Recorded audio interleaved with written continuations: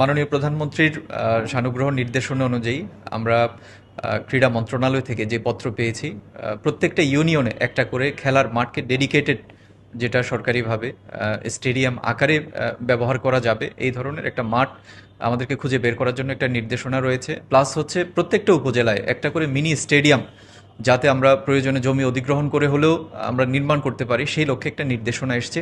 আমরা উভয় নির্দেশনার আলোকে আমাদের সকল তহসিলদার এবং আমাদের ভূমির ব্যবস্থাপনার সাথে যারা জড়িত সবাইকে আমরা সম্পৃক্ত করে এই পত্রটা তাদেরকে দিয়েছি। তারা সবাই প্রত্যেকটা ইউনিয়নে আমাদের এরকম যেখানে খেলার মাঠ আছে, খাস জমি আছে, সেগুলো চিহ্নিত করেছে। চিহ্নিত করে আমরা রিপোর্টটা কম্পাইল করছি এবং কম্পাইল করে আমরা খুব শীঘ্রই এটা আমাদের যুব ক্রীড়া মন্ত্রণালয়ে এই রিপোর্টটা পাঠিয়ে দিব। প্লাস মিনি স্টেডিয়ামের যে জমি অধিগ্রহণের জন্য আমাদের একটা পত্র এসছে, সেটার লক্ষ্যেও আমরা কাজ করছি।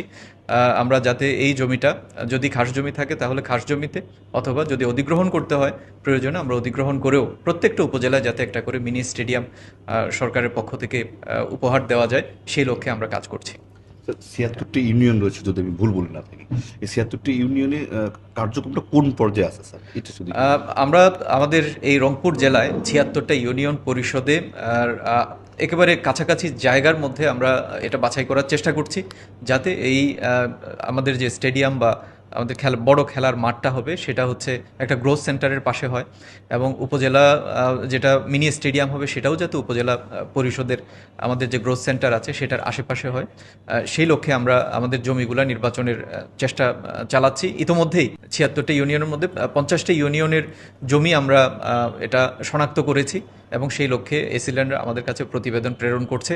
আর বাকি আমাদের যে আরও যে কয়টা ২৬টা আপনার ইউনিয়নে যেখানে হয়তো আমরা ওভাবে খাস জমি পাইনি কাছাকাছি জায়গায়, সেখানে আমরা জমি অধিগ্রহণের জন্য সেটাও আমরা প্রস্তাব আকারে রাখছি, যাতে আমরা যদি আমাদের সরকারের অর্থের সংকুলান হয় তাহলে সেটা যাতে আমরা অধিগ্রহণের মাধ্যমে সেখানে একটা বড় খেলার মাঠ আমাদের যারা কিশোর কিশোরী আছে তাদের জন্য আমরা উপহার দিতে পারি।